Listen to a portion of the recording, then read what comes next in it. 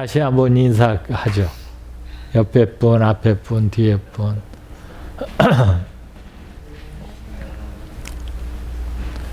아마 작년 11월인가요? 왔었죠. 그리고 벌써 꽤 많은 시간이 지나갔는데 저는 그동안에 많은 데를 다니고 왔습니다. 호주도 갔다 왔고 타일랜드도 갔다 왔고 한국도 왔다 갔고 뭐 하여간 그리고 이제 내일 모레 다시 한 4개월에서 5개월의 여정 때문에 이제 또 출국을 합니다. 요번에는 이스라엘도 가야 되고 여러 나라들을 다니면서 하나님의 말씀도 나누고 그런 은혜가 기다리고 있습니다. 지난번에 우리 최 목사님이 저희 집에 오셔서 여러 가지 이런저런 얘기를 하다가 제가 이제 그런 얘기를 얼핏 듣고 나눴던 것을 기억을 하는데 아까 목사님 기도 속에서도 말씀하신 것처럼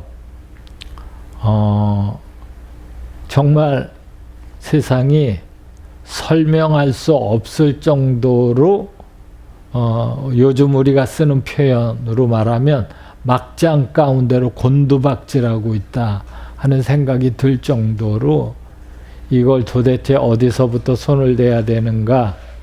근데 여기서 한 가지 우리가 인정할 수밖에 없는 건 이 세상에 어려워지는 거는 교회가 회복시키기에는 교회는 이미 많은 힘을 잃어버렸어요.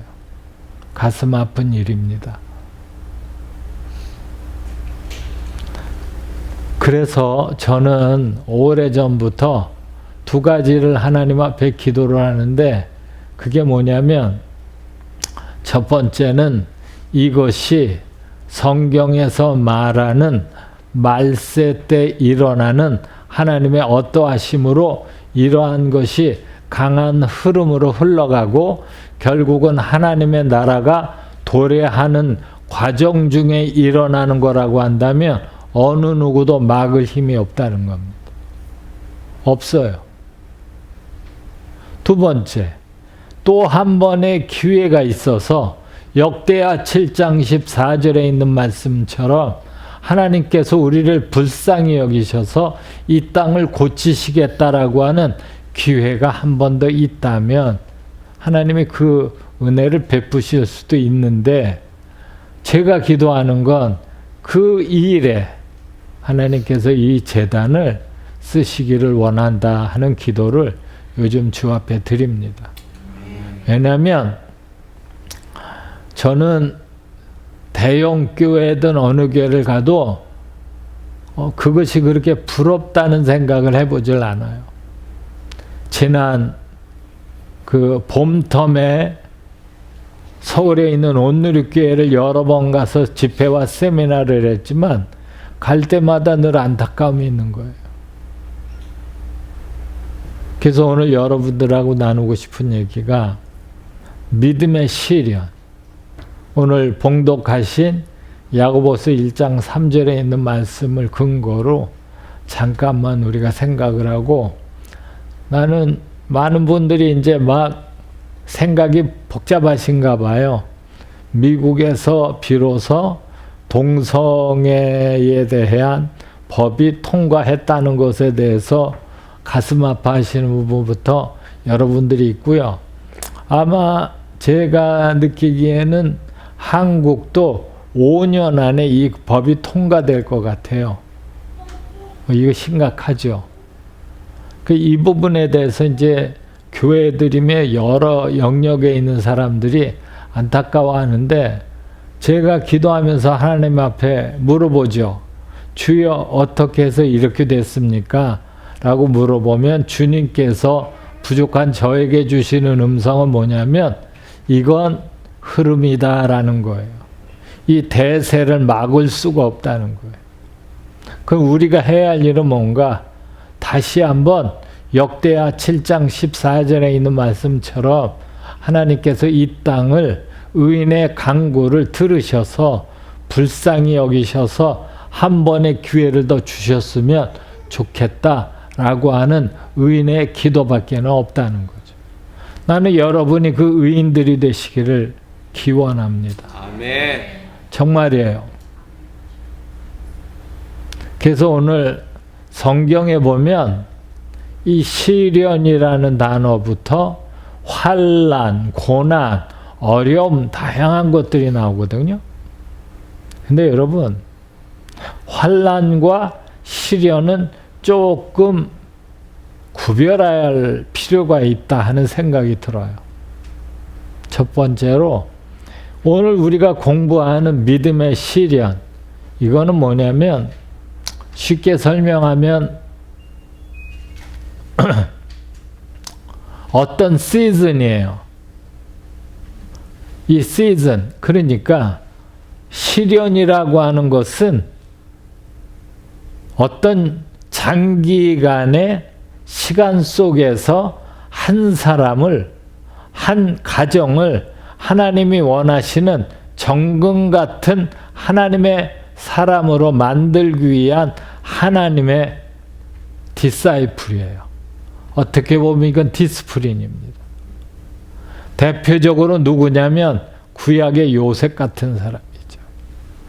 요셉이 17살에 형들에게 팔려서 노예로 팔려가고 바로의 보디발의 집에 몸종으로 들어가고 누명을 뒤집어 써서 그 17살에 감옥에 들어가서 13년의 옥고를 치르는데 이건 환난이라 하지 않습니다.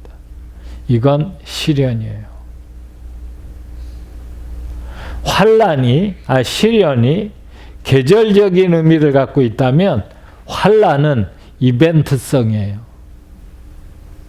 교통사고, 누가 아프고 생각하지 않았던 어떤 충격적인 것이 예기치 못하게 나를 공격하는, 어택하는 이런 유형들은 다 뭘로 보셔야 됩니까? 환난으로 보셔도 틀림이 없겠다. 그러면 분별하실 수 있겠죠. 이제 분별하셔야 돼요. 이게 환난인지 이게 시련인지. 근데 오늘 여기서 야고보 선생님이 우리에게 말한 건 뭐냐면 이는 믿음의 시련이, 시련 앞에 뭐가 들어갔냐면 믿음이 들어갔어요. 믿음 앞에, 시련 앞에 믿음이 들어갔다는 의미는 상당히 의미가 있습니다. 어떤 의미입니까? 이건 하나님의 뜻이 있다는 거예요. 아까 잠깐 말씀드린 요셉 같은 사람의 삶 속에 그 시련 속에 들어가는 사람은 이게 도대체 무슨 날벼락인가 하겠지만 하나님의 주권 안에서는 그것이 아주 분명하게 끌고 가시는 인도하심이거든요.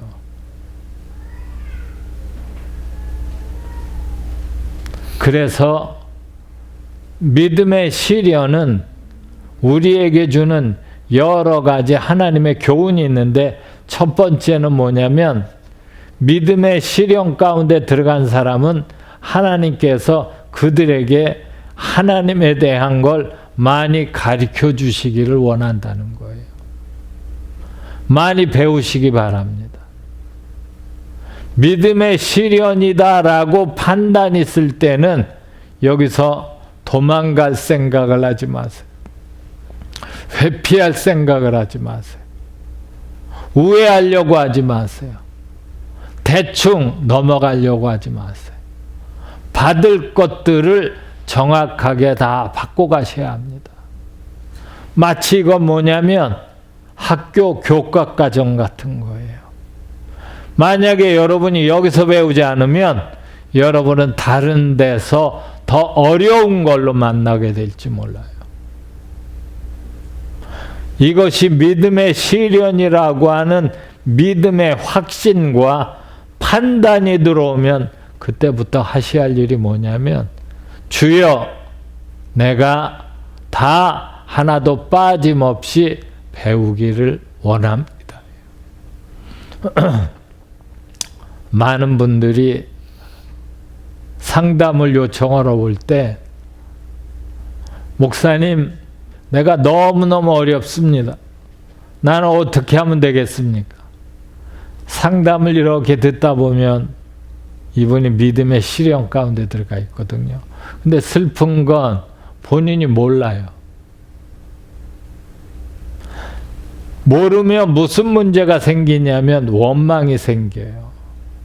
사람을 원망하고 심지어는 하나님을 원망해요. 다시 한번 여러분들에게 말씀드리고 싶은 건 오늘 너희의 믿음의 시련이 뭘 만들어낸다? 인내를. 그러면 로마서 5장 3절 4절에 보면 어떤 말씀이 있냐면 다만 이뿐 아니라 우리가 환난 중에도 즐거워하나니 이는 환난은 인내를. 그럼 여기서 말하는 환난은 뭐가 되는 줄 압니까? 믿음의 시련이 되는 겁니다. 그래서 오늘 3절이 말하는 게 뭐냐면 환난 중에도 뭐한다? 즐거워한다. 아이러니하죠. 환난 중에 어떻게 즐거워하겠어요? 이 세상에 온전한 정신을 가지고 있는 사람들은 환난 중에 즐거워한다는 얘기를 하면 미쳤다라고 얘기해요.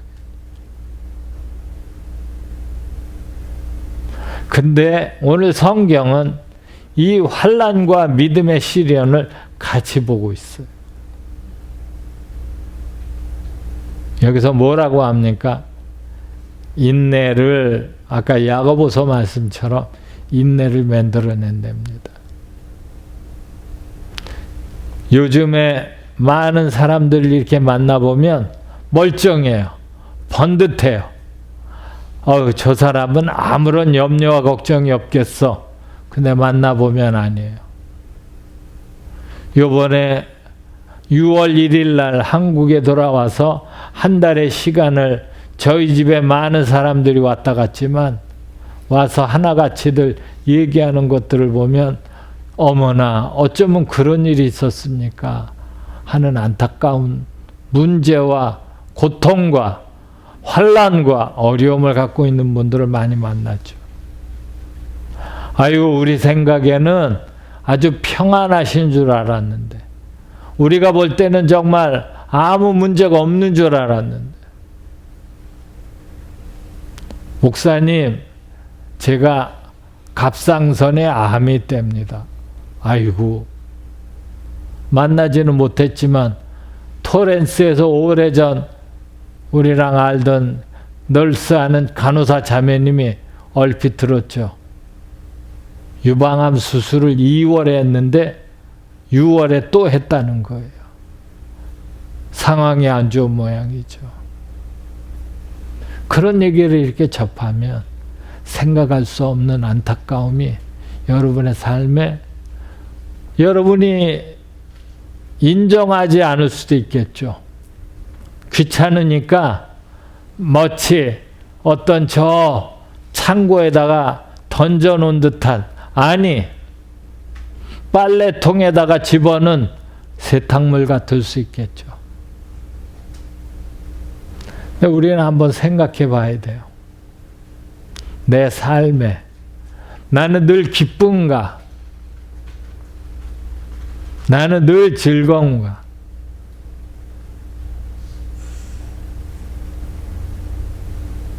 우리 집사람이 저한테 늘 얘기하는 게 목사님 인상 쓰지 마세요 그래요.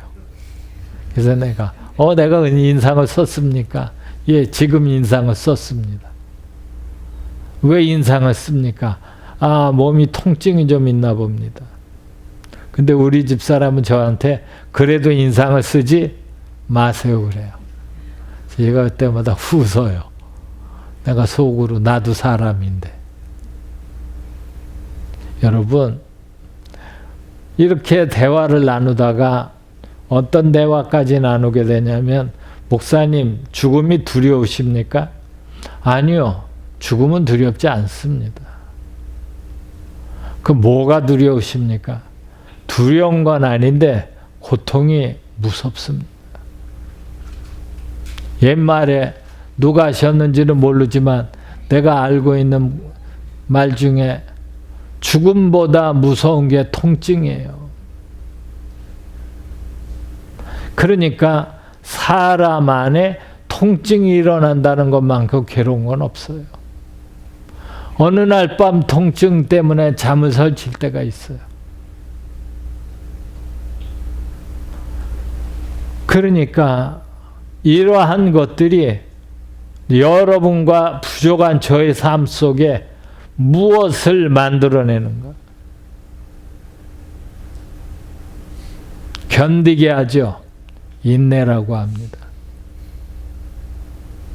아까 얘기했던 요셉은 몇 년을 견뎠습니까? 13년. 모세는 40년.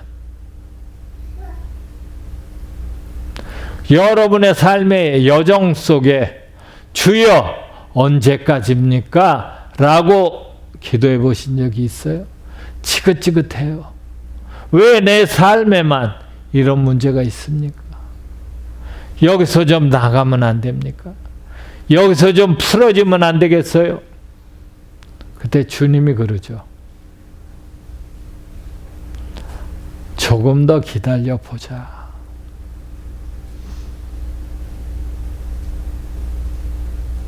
여러분, 아까 여기 우리 목사님 아들 만났는데 지난보다 더 컸어요. 내 기억에 우리 저 한결이는 뭘로 남아있냐면 떡을 좋아하는 아이예요. 특별히 하얀 떡.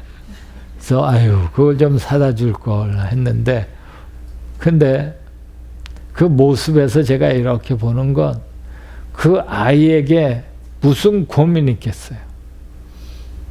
그죠? 그 아이에게 부모가 붙잡아 앉혀놓고 한결아 실은 우리에게 이런 문제가 있어. 이걸 우리 해결해야 돼. 그러면 그 아이가 심각해지겠어요? 아니요. 그러나 하나님께서 우리에게 말씀하시는 건 뭐냐면, 인내를 통해서 하나님은 우리를 성장시키고 성숙시킨다는 거예요. 인내가 아파요. 인내에는 고통이 있어요. 인내에 페인이 있다고요. 무조건 견디는 걸 인내라 하지 않습니다.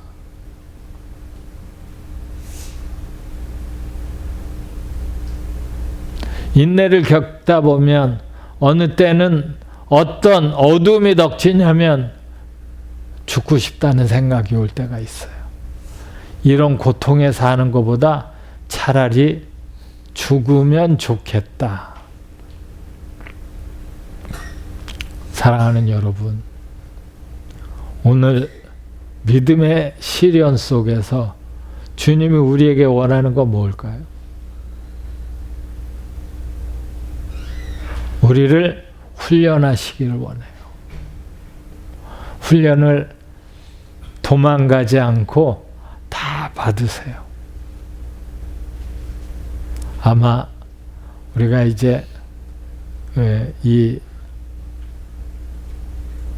새 생명인가요? 뉴라이프 맞죠? 새 생명 새비전 교회, 내가 볼 때 여러분, 야 그때가 좋았어. 그때는 예배 드릴 때 자리가 많았잖냐. 야 요즘 같으면 야 이게 미어 터져가지고 이게 어디로 가냐 우리 이제 이럴 날이 온다는 거예요. 꿈 같으세요? 천만의 말씀. 요즘에 제가 가끔 대형 교회 목사님들을 만나봐요. 물어보죠. 목사님, 교회가 이렇게 커질 줄 알았나요? 아니요. 몰랐대요. 그 목사님도 5명, 10명 먹고 시작했대요. 근데 어떻게 이렇게 커졌나요? 몰라요. 몰라요. 여러분, 하나님의 교회가 발전하고 자라나가는데 하나님께서 주시는 자양분 중에 첫 번째가 뭐냐면 믿음의 시련이에요. 우리 집사님 부부 감사드려요. 마치 솔로몬의 성전에 두 기둥, 야긴과 보아스 같은 분이죠. 버티고 있는 거예요. 버팀목이 되는 거예요. 아마 분명한 뭔가가 있겠죠. 아마 이제 하나님의 때가 돼서 좋은 하나님의 교회 처소를 준비하셨어요. 전 믿어요. 예, 아마 그땐 뭐 여기보다 더 좋을 거예요. 그때 하나님께서 조금 더 다른 걸로 움직이실 거예요. 그러한 위치가 있기까지 믿음의 시련을 통해서 인내의 통증을 견뎌내셔야 돼요.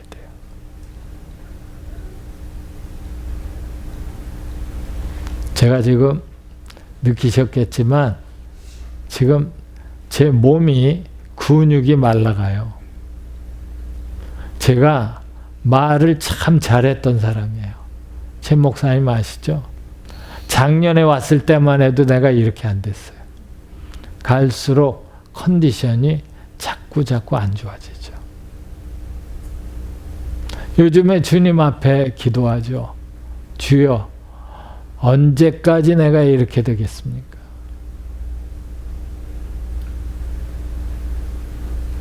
제가 5월 달에 서울에서 세미나를 마치고 이번에 처음으로 말씀을 나누고 있거든요.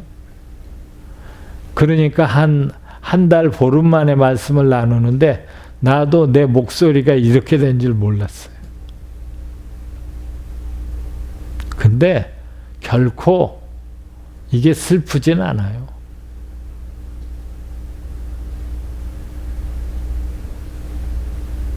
내가 분명히 믿는 건 이 믿음의 시련이 아마 계절로 오기는 했지만 어느 땐가는 끝이 올 날이 온다는 걸 아니까.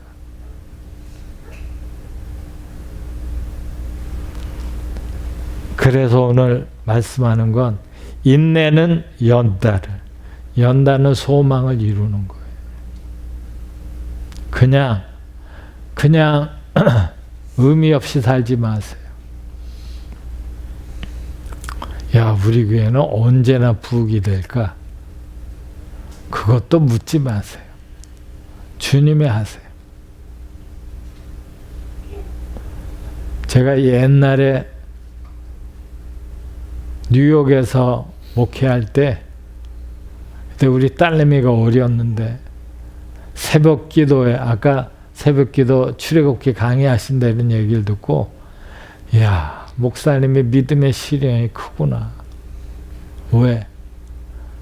교회 새벽 기도회를 안수 집사님들이 하자고 그래서 시작을 했어요. 난 그분들이 나올 줄 알았다니까. 가니까 나하고 우리 집사람하고 우리 딸내미밖에 없는 거예요.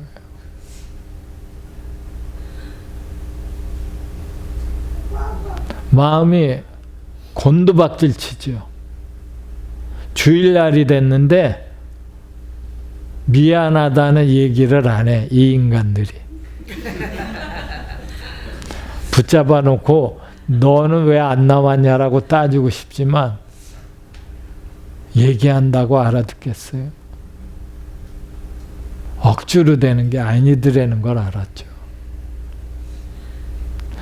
한 달이 지나고 2달이 지나고 은퇴하신 원로 목사님이 보다 못해 나와서 보면서 그래요.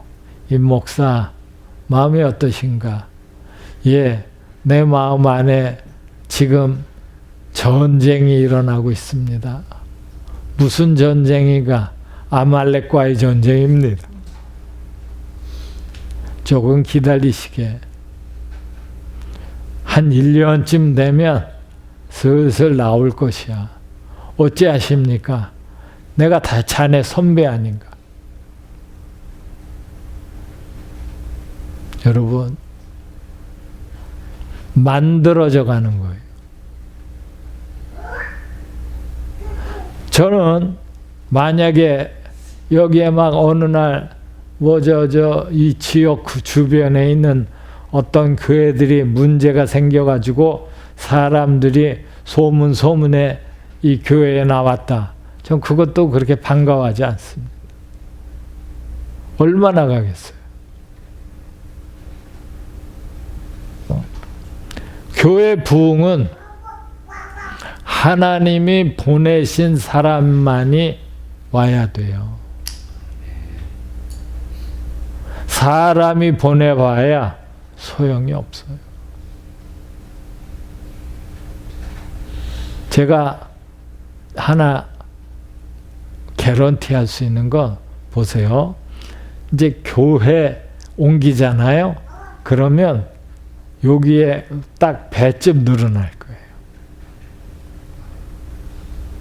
재밌어요. 보세요. 하나님이 그렇게 하세요. 우리 마음 같아서는 막 크게 할 것 같죠? 아니요.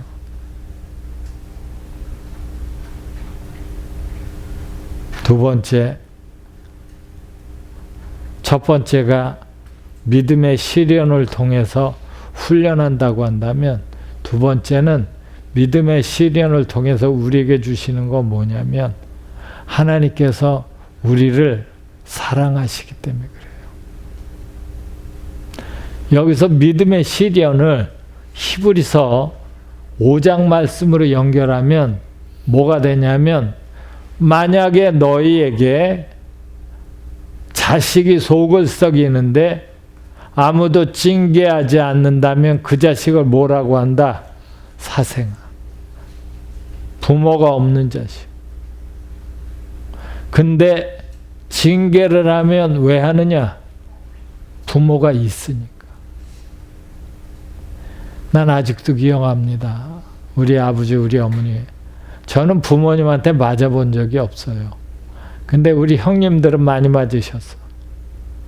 우리 어머니가 빗자루 붙잡고서 형들이 뭔가를 잘못했을 때 빗자루를 거꾸로 드시고 다리 몽댕이를 분질르겠다고 때리는 모습을 어릴 때 많이 봤죠. 그러면서 제 마음에 왜 저렇게 때릴까 하지만 나중에 때려놓고 어머니가 우시는 모습을 보죠. 그게 성경은 뭐라고 합니까? 징계라고 해요. 징계가 당할 때에는 힘들고 어렵지만 지나놓고 나면 그거 정말 귀한 거구나 하는 걸 깨닫게 된다는 거죠. 믿음의 시련에 가장 중요한 건 뭡니까? 사랑하니까. 사랑하니까요. 제가 그 페이스북에서 주일마다 로마서 강의한다는 얘기를 듣고 참 기뻤어요. 아주 귀한 거죠. 요럴 때 꼭 필요한 겁니다. 여러분, 로마서를 통해서 하나님이 우리에게 주시는 건 여러 가지가 있겠지만 로마서가 우리에게 말씀하시는 건 뭔 줄 압니까? 믿음이에요. 믿음을 풀어서 설명하면 뭔 줄 아세요? 십자가의 복음이에요. 근데 오늘 지금 우리가 공부하고 있는 야고보서 1장은, 야고보서는 누구예요? 행함이 없는 믿음은 죽은 거죠. 여기서 야고보는 누구냐? 예수님의 동생이에요. 예수님의 동생 되는 야고보가 형이 하는 짓거리를 보니까 이해가 안 가거든. 이제 좀 가족들을 도와줄 줄 알았는데 아이고 미쳤네. 형이 메시아라고 하더니 집을 나갔네. 온 이스라엘을 돌아다니면서 듣도 보도 못한 일을 하네. 어느 날 아버지하고 엄마가 사는 나사렛이라고 하는 동네에 들어왔는데 형이 옛날 형이 아니네. 사람들이 자기 형을 구주라고 부르네. 그리고 얼마 후에 야고보가 자기의 육신의 영이 정말 구주라고 하는 걸 알게 되죠. 그리고 십자가 앞에서 하염없는 눈물을 흘려요. 그러면서 고백하는 게 뭐냐면 아무리 믿음이 있다라고 해도 행함이 없다면 그게 무슨 소용이 있겠느냐. 사랑하는 여러분, 야고보 선생의 이 고백 속에 숨어 있는 게 뭡니까? 자기가 믿음의 시련을 제대로 분별하지 못했다는 거예요. 여러분의 삶 속에 믿음의 시련이 아니 환난인지 이게 한두 달 사이에 끝날 건지 아니면 장기간으로 나를 훈련시킬 건지 그 정도는 판단하시기를 바랍니다. 마지막 말씀 하나만 더 보죠. 고린도후서 1장 6절. 나중에 여러분 고린도후서 1장을 보면 사도 바울이 고생한 게 얼마나 많은지 몰라요. 옷 벗김을 당해놓고 옷을 벗어놓고 태형을 당합니다.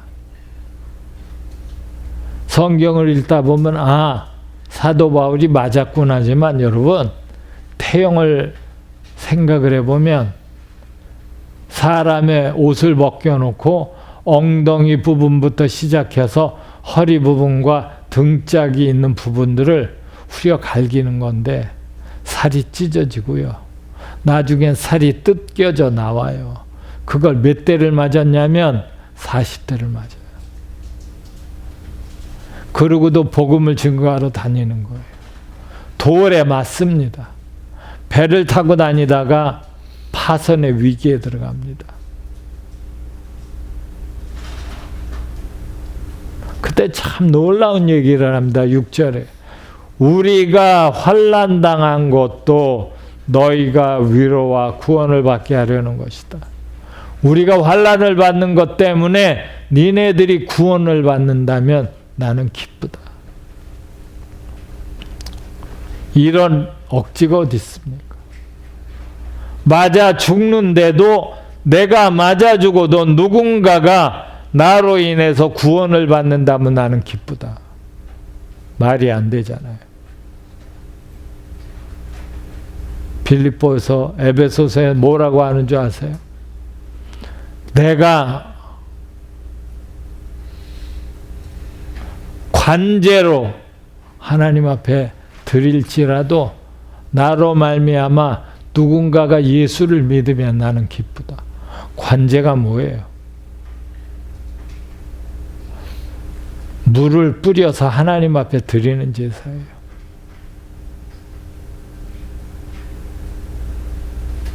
어려운 제사죠. 희생제물이에요. 그래도 내가 그렇게 죽어도 나로 인해서 누군가가 예수를 믿으면 나는 죽어도 좋다. 우리가 환난 당한 것도 너희가 위로와 구원을 받게 하려는 것이다. 내가 믿음의 시련 안에 있어도 누군가가 나로 인해서 은혜를 받고 믿음 안에 자라난다라고 한다면 나는 기쁘다.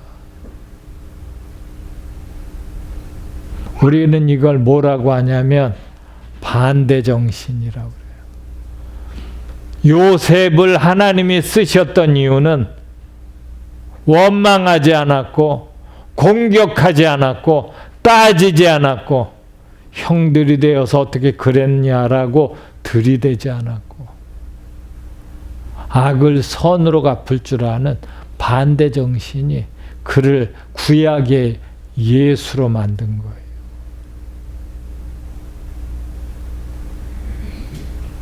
오늘 그래서 계속 말씀하는 게 뭡니까?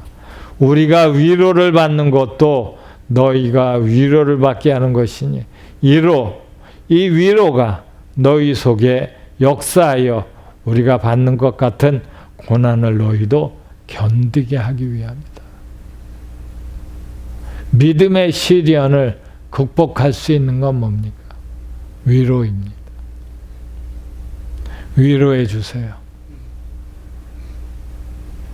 지난번에 위로를 뭐냐라고 물어보니까 어떤 사람이 그런 얘기를 했대요.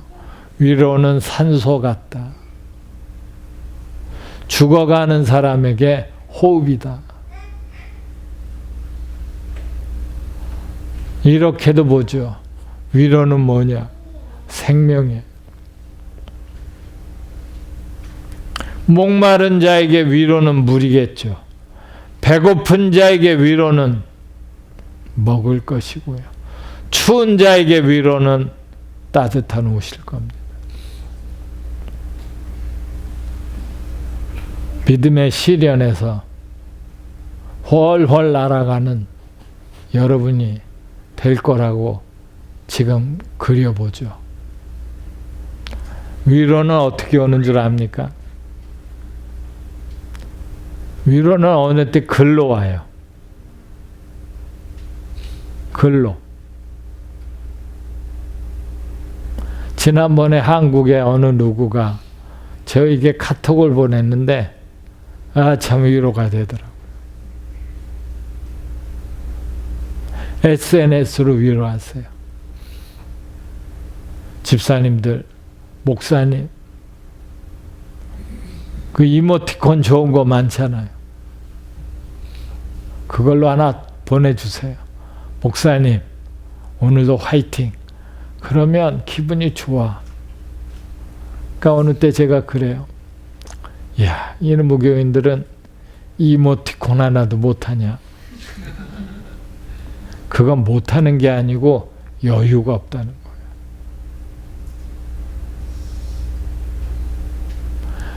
제가 하루에 1000명에게 묵상한 걸 보내줬어요. 이 1000명한테 보내면 2시간이 걸려요. 이게 전 세계로 나가는데 궁극적으로 하루에 몇 명이 읽게 되냐면 10,000명이 읽어요. 더 읽을 것 같아요. 근데 인간이 얼마만큼 위로를 받아야 사는 존재인가를 나를 보면 알아. 1000개를 보냈는데 감사합니다라고 얘기하는 인간이 100명도 안 돼. 어떤 인간은 아멘도 없어. 이모티콘도 안 보내. 그러면은 1000개를 보낸 것 중에 추려. 카카오톡에서 읽지 않은 거 왜 표시가 나잖아요. 그건 다 잘라. 이런 인간들한테 다시 안 보내주리라. 그리고 읽은 인간들은 좀 놔둬. 그러면 1000명이 얼마가 되냐면 반으로 줄어요. 그리고 답한 사람 한 100여 명. 그렇게 3년을 했는데 요즘 이제 제가 몸이 상태가 안 좋아서 그걸 잘 못해요. 일주일에 하나 녹음해 가지고 하는데 어느 날 무슨 마음이 들었냐면 이런 못된 것 3년을 보내줬는데 아멘도 안 해. 다 잘라버렸대. 요번에 몇 명이 남았냐면 400명. 1000명에서 600을 잘랐어. 어느 날 주님이 그러시는 거야. 그게 속이 후련하냐? 제가 그랬어요. 뭐가 좀 와야죠. 그렇지. 뭐가 좀 와야 되겠지. 뭐가 오면은 살려줄래? 그래도 이모티콘 하나 보내야죠. 나중에 이제 제가 한국에 가서 한번 이제 그 젊은 애들, 대학생 애들 수양회를 인도하면서 이 얘기를 했더니 아유 불쌍한 우리 목사님 그래서 왜요? 내가 왜 불쌍해? 그랬더니 목사님 이모티콘 하나 보내주는 거는 그냥 읽지 않는다는 거예요. 보낸 것에 대한 어쩔 수 없는 그냥 그거래요. 그 아멘한 건 읽은 거죠. 그러냐? 그러면 아무것도 안 보내는 건 미안하니까 일단 확인만 해놓은 거죠. 그러니까 목사님 그런 거 너무 기대하지 마세요. 그래서 내가 곰곰이 그 얘기를 하는 아이한테 가만히 있어봐. 너도 내가 보내내지? 그랬더니 내가 거기서 이제 찾았어요. 이름을 찾았더니 이거는 안 읽은 게 많아. 그래서 너 그렇게 살지 마라. 어떻게 그렇게 사냐? 여러분, 누가 뭔가를 보내면 반응하세요. 아니, 먼저 보여주세요. 아, 오늘은 참 좋은 날이에요. 여러분, 참 사람이 의지적으로 안 되는 거 하나가 있는데, 제가 지난 주간에 제가 한 일주일 정도를 어디에 빠졌었냐면은 우울증에 들어갔다 나왔어요. 이건 제가 어느 누구보다 잘 알아요. 왜냐하면 제가 우울증 세미나를 몇십 년을 해온 사람이기 때문에 우울증의 증세가 뭐고 어떻게 들어오고 어떻게 어느 정도 있고를 어느 누구보다 잘 아는데 머리로는 다 아는 거예요. 근데 이게 내보내야 되는데 나가질 않아. 얼마나 집요한지 몰라요. 자꾸만 문을 열어요. 우울함의 마지막이 뭔 줄 아세요? 죽으라는 거예요. 거기까지 안 가려고 몸부림을 치죠. 막 몸부림을 치는데 어저께 밤에 그저께군요. 꿈을 꿨어요. 만화 같은 꿈을. 내 주위에 있는 사람들이 마약하는 사람들이에요.